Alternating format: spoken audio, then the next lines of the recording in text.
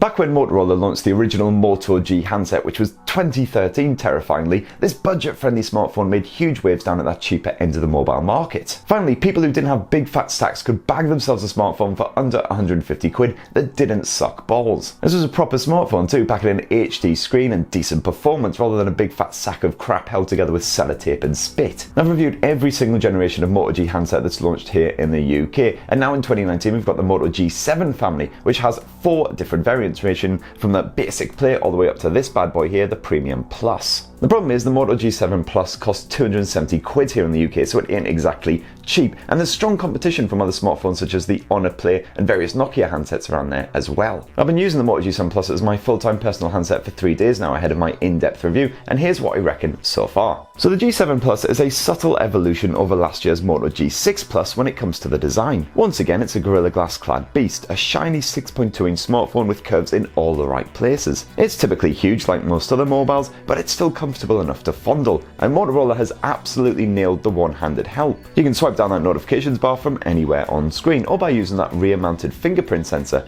and there's also a screen shrink mode if you're still struggling.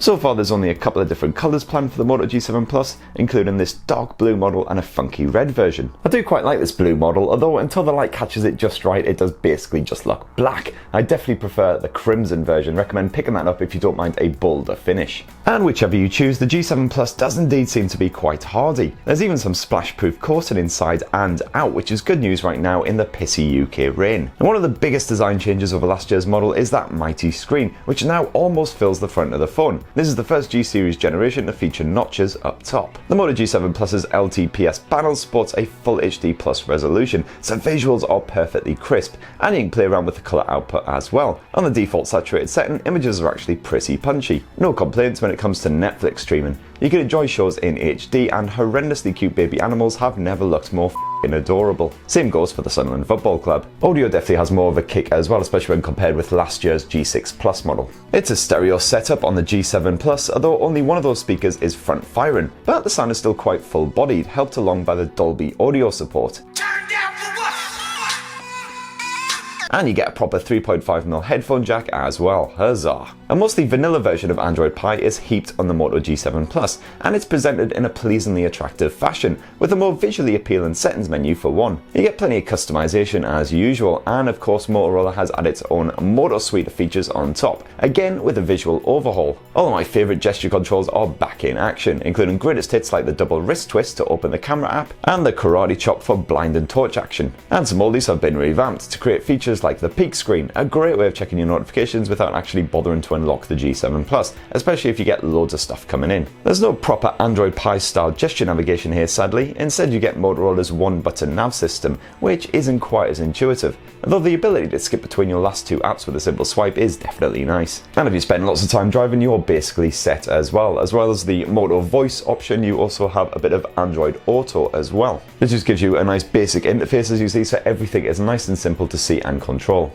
Motorola has bigged up the G7 Plus's performance as well, saying it's significantly faster than last year's G6 Plus. Truth be told, I'm struggling to really notice much of a difference here. There's an obvious gap when benchmarking, but the older phone is still just as smooth for everyday use, helped along by that stock UI. I felt that the G7 Plus was fine for a bit of PUBG mobile action, although like last year's Plus, I had to keep the graphics set to low detail to get a decent frame rate. It's still perfectly playable at this level though, and that spacious Full HD screen means you can still spot sniping gits from a good distance away. You will see the occasional little stammer when things get a bit nuts, but nothing that's even close to game ruining. But all the same, I would have to point dedicated gamers towards the Honor Play, which provides a smoother experience with a higher detail level.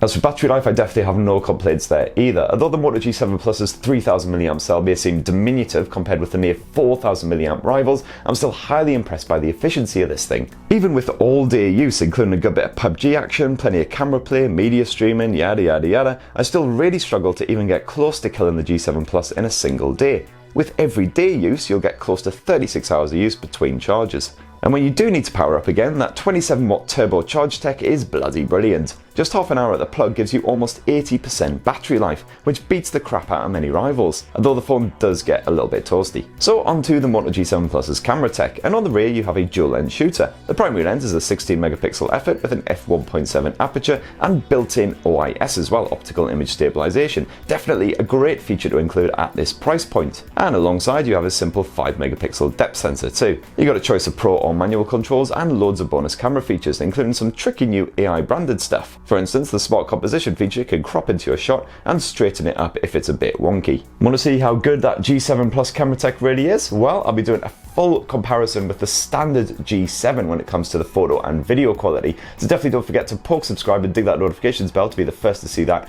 when it goes live, and have yourselves a lovely bloody day. Cheers!